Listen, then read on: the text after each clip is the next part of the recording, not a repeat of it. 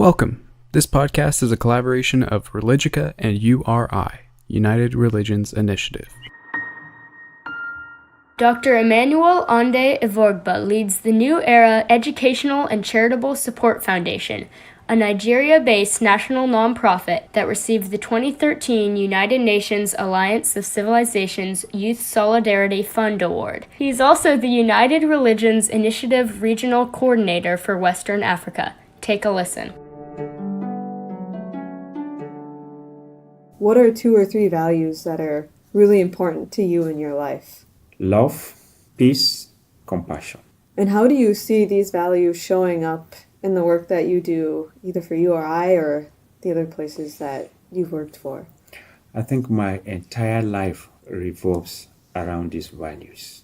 From a personal experience growing up as a child, I lost my dad when I was just 3 years old, and I had to watch my mom go through a lot to bring us up. My mom went through hell to be able to bring us up. I was actually the last child when my father died. So, at 3 years, I was just learning to call him dad. And my mother had to go through a lot of difficulty. But in the midst of the hardship, I could see some of these qualities clearly reflected in her. She had very little, and yet she had to show compassion. She would go all out of her way to be able to help others in need. Love, very, very peaceful, even though she was hot. And so that meant a lot for me. And I grew up learning all these things. So when I say my life revolves around all of this, you can see clearly that it's coming from a very personal and very deep experience. And at this stage in my life, it's practically impossible for me not to be peaceful, not to be compassionate. It's just not possible because I grew up with that, and I'm so grateful to my mom for modeling that example of this kind of values for me. It's a lot to have to watch as a child and to grow up exactly with all of it. So, that goes into, from my personal experience, directly into the work I do, whether at the local level or my work with URI. In fact, I also came into URI because URI also models the same values and qualities which I've grown up knowing all my life. So it's just an extension, which is something I'm also very, very fortunate because it's very few people in my own context have this kind of opportunity. So it's like for URI actually amplifying this for me and then exposing it to the global stage. That's amazing. Do you think, because the way your mother approached hardship was with such compassion and love, do you think there are qualities that bring out that kind of response? I think the society we live in, I'm making reference to my context now because I live in Nigeria, in West Africa. A lot of people are going through tough times, to be very honest.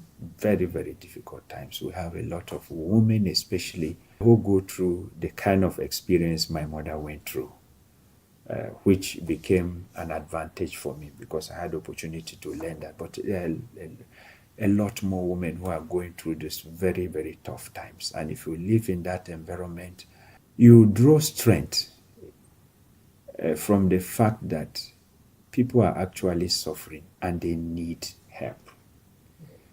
And so these values, propel you that even though you are experiencing difficulty, you are not alone in it. There are other people who are going through that same challenge, and we need each other. We need one another. From the little that we have, we don't need to have all in the world to be able to reach out to someone. Right. So little drops of water make an ocean. So if from the little we have, we are able to reach out to support one another, together we'll help ourselves get out of that trouble. Is there a specific story about peace building that really represents global solutions to make it concrete? If there is anything that makes me happy, even in my saddest moments, if I see a Christian, a Muslim, Hindu, Buddhist, or whoever. But what I mean is that if I see people of faith, different faiths, sitting on the same table, talking as brothers and sisters, as one humanity. Look, at that time, even if you don't give me food for 1 week, I won't be hungry. It makes me feel so happy, so happy. Maybe because of my own context, I have grown up, watching. I'm sure you read the news all the time. You hear a lot happening, seeing Muslims and Christians fighting over useless issues, nothing, over what doesn't even matter at all. And we don't need this. We are one people. If all religions come from God, as we read in the books, sometimes I even question if that is really true. Because if it is actually true, then what is the problem? Right. If we all come from the same source, and at the evening of our lives on this part of existence, we go back to that same source. So what is the problem? Right. And if all these different religions are pathways back to the same source, what is the problem? If I need to, I came to San Francisco, I flew to Frankfurt, and from Frankfurt to here. Does it matter if another person flew to Chicago, and then to Frankfurt, or to Washington, D.C., and then to San Francisco? Does it really matter? What matters is that all of us arrived here. So the path you follow shouldn't be a problem. But a situation where I insist that my path is the only path, and then you insist your path is the only path. This is the problem we're having in our world today. But if I find human beings transcending these artificial differences, I call them, because they are really not differences. So, but you find people transcending this to sit on the table and then find solutions to a common problem. Do you think we need to redefine what happiness is? I also teach. I'm a teacher as well. And it's an issue I've been struggling with all my life. The idea of what we call education. Right. Because our understanding of happiness, including the pursuit of happiness, is based on the kind of education we've received. Right. A human being is not just material. It's also a spiritual being. Mm-hmm. Now, sometimes if we seek just to nurture the material, and that is why a lot of people think that having a lot of material things around, I have all the cars, I have all the money will make me happy. Maybe, but that is temporary. And I've seen a lot where many people have so much money are not even the happiest people in the world. So we know that there's something missing, something basic. If you go to our universities today, I don't know what happens in this part of the world, but in my own part of the world, what is called education, I said no, it is literacy. Because in the 21st century, for example, you go to the universities and you are teaching young people, providing education, and the goal is self-reliance and independence. The world has gone past the level of self-reliance and independence. Mm-hmm. This is the world of global interdependence. So what young people need and the kind of education that should be provided to young people, they need social skills that will enable them relate with one another. Because even in our Christian tradition, and I see that a lot even in the Buddhist tradition, we are dependently originated. Yes. So if I don't have the skills in the 21st century to be able to relate with you well, then no matter what I have, I want to be happy. Man is not, cannot exist in isolation. We depend on one another to achieve whatever we want to achieve. But education that is focused more on the cognitive domain, that helps young people to take in so much facts and memorize And then you get certificates at the end. Yep. Now the question to ask is that after the certificates, what next? You get the job, right? What next? Maybe you make all the money. What next? Nothing. I don't see anything. Right. Nothing. But this is the aspect that is missing. The affective domain. If the qualities I'm talking about at this issue of love, kindness, compassion, peace, they are qualities of the heart. And if the heart is not properly nurtured, this is the reason why, you know why we have corruption in many societies across the world, especially in Africa. I'm sorry to say that. This is the missing link here. So you have people who are highly literate.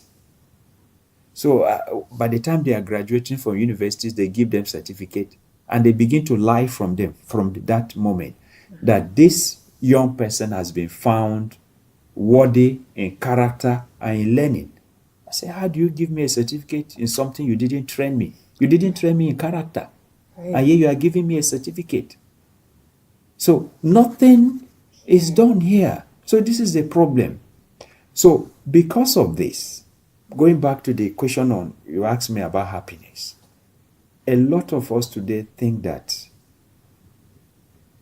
if we have a lot of material fulfillment translates into happiness. It's not.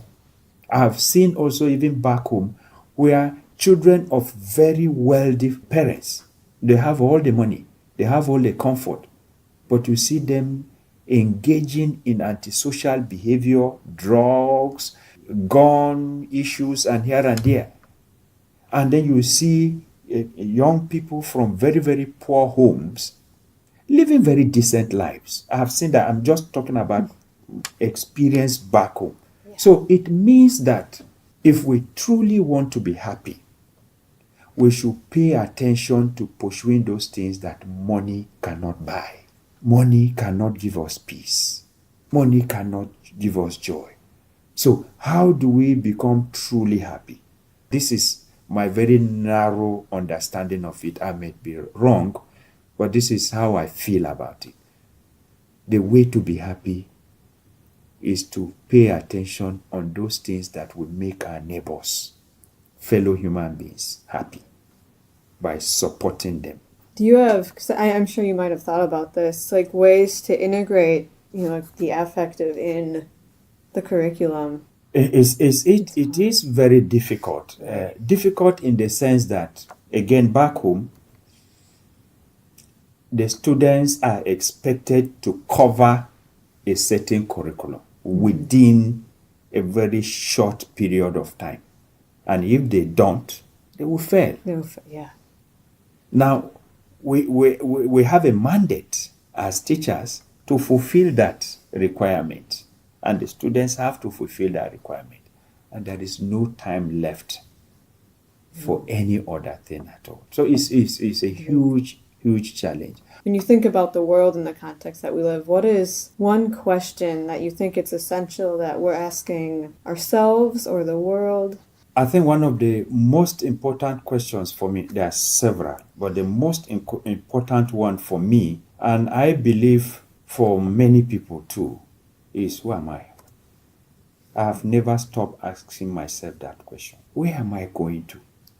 Every day, if when I sleep, I wake up, I sleep, anything I'm doing, even if I'm traveling, I keep asking myself, I say, okay, who am I? And to be very honest with you, I'm really struggling with that, which is why I try to continue to do this constantly. Up to this point, I don't know who am I. I don't know. I think I have an idea of why I am here. But for who am I don't know.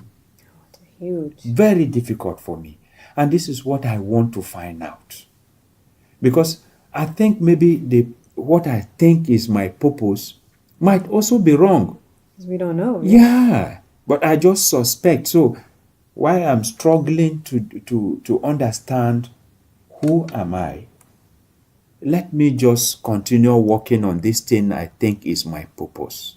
So that in the end, I don't lose everything. So, and where I'm going, I don't know. But I think I have an idea about it. But what I have decided to do is just to continue working on what I believe is my purpose. But this, like I said, these are the three most important questions for me.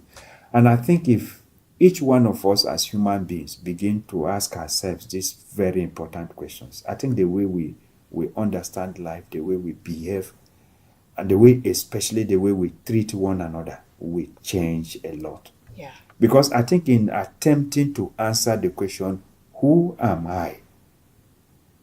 To some extent, I seem to be finding the answers in others. Mm-hmm. The Exactly. more I try to understand myself, I see the answer comes to me from others. So it means that, like the idea of Ubuntu, and this is a very common understanding also among us as Africans.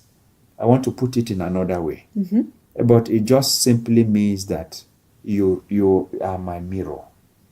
My life is reflected in you. So if I truly want to find myself, I just need to look at you, and I find myself in you. If you would like to know more about United Religions Initiative, read stories of interfaith in action, visit www.uri.org. And to learn more about Religica and our allies, take a look at www.religica.org. Thanks.